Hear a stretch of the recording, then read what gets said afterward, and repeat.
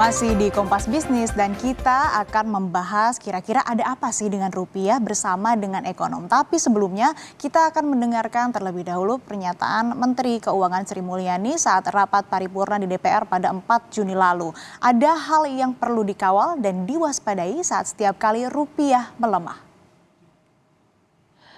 Dengan adanya biaya bagi negara-negara maju meningkatkan suku bunga melalui kebijakan higher for longer, menciptakan capital outflow dan menciptakan tekanan pada nilai tukar.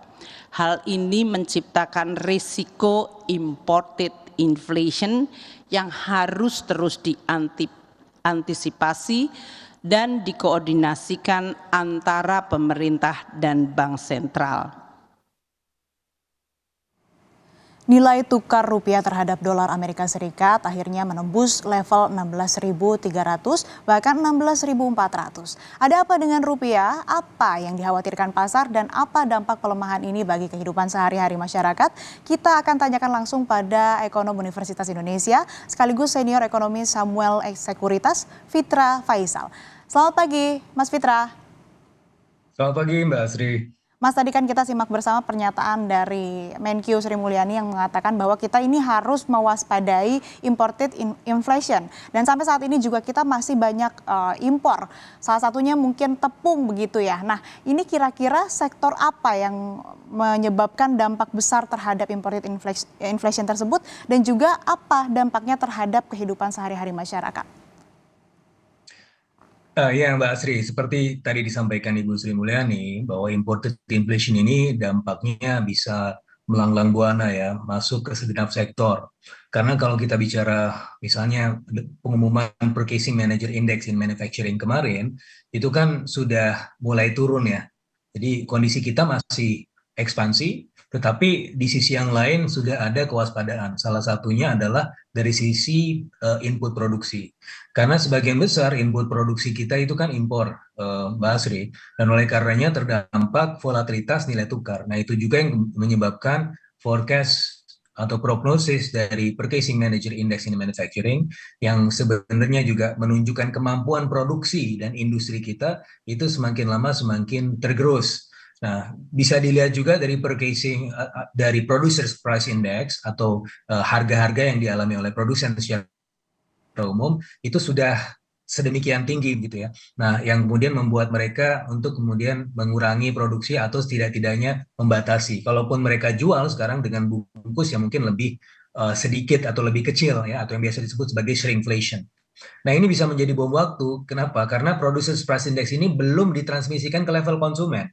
Nah, kalau sudah ditransmisikan ke level konsumen, kita akan melihat headline inflation yang diumumkan BPS setiap bulan, itu pasti akan meningkat. Kemarin kita melihat pengumuman BPS, inflasi kita 2,8%.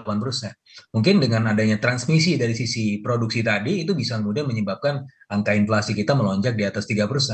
Nah, sektor-sektor yang paling banyak ya terdampak, yaitu terutama kalau kita lihat dari fast mover consumer goods, itu terutama yang impor terigu. Kita juga melihat bagaimana sektor-sektor lain ya, terutama dalam hal ini misalnya industri mobil yang juga kebanyakan komponennya juga dari impor dan seterusnya. Ini terus-menerus menggerus ya margin dari perusahaan-perusahaan tersebut, gitu Mbak Asri.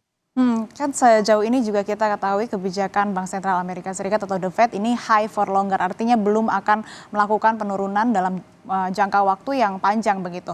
Nah, lalu apa yang dikhawatirkan pasar atas ketidakpastian yang makin panjang ini, Mas? Ya, jadi ketika The Fed mempertahankan suku bunganya di level yang tinggi, akan membuat bank sentral di seluruh dunia ini tentunya dalam kesulitan.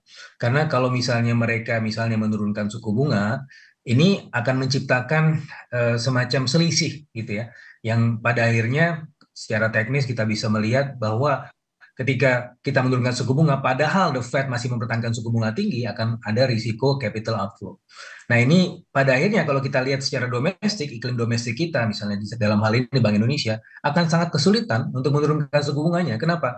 Karena ya dengan kemarin naik suku bunga 25 basis poin saja belum mampu untuk membantu rupiah kita berada di level 15 ribuan. Apalagi dengan higher for longer stance dari the Fed ini pastinya akan semakin membuat Bank Indonesia kesulitan untuk setidak-tidaknya menurunkan suku bunga ya. Bahkan yang ada kemungkinan ke depannya adalah menaikkan suku bunganya beberapa kali lagi ya dengan kecenderungan terkini.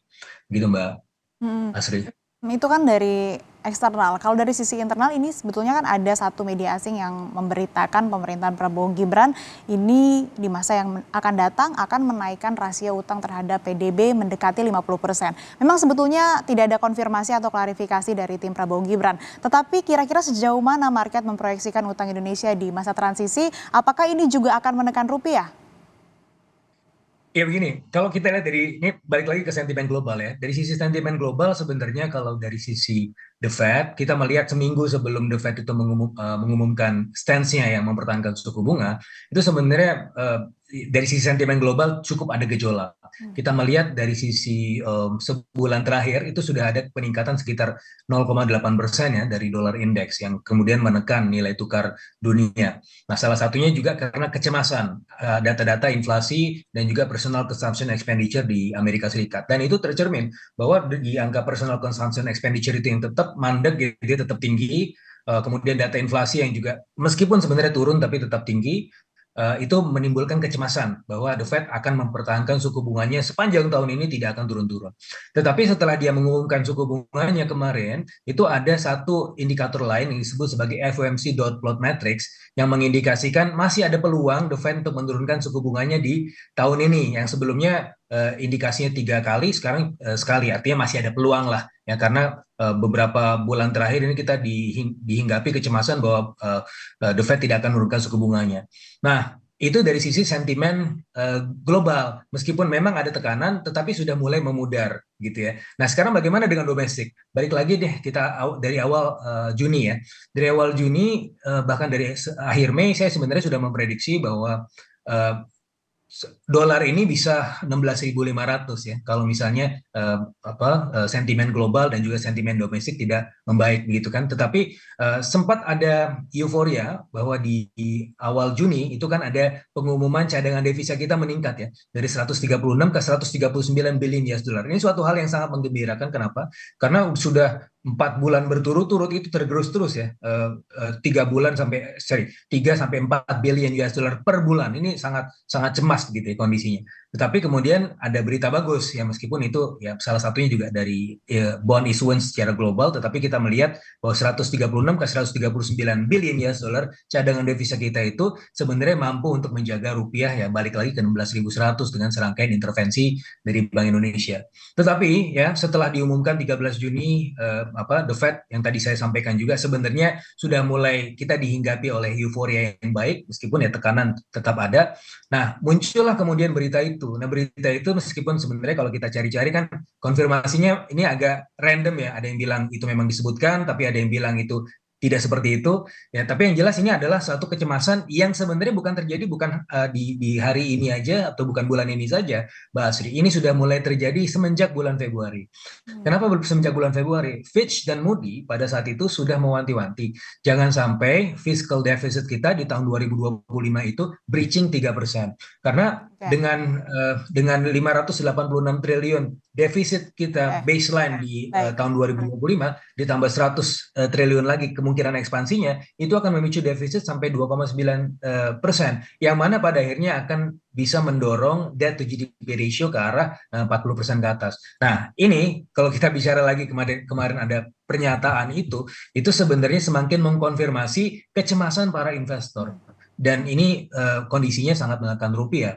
Nah, oleh karena saya rasa ini kan ada, iya kalau kita bicara prinsip komunikasi publik, ini seharusnya semuanya satu pintu ya. Siapa yang harus dipercaya itu harus ada satu titik referensi dan figur yang otoritatif supaya apa? Supaya market tidak cemas dan kemudian tidak gundah gulana gitu.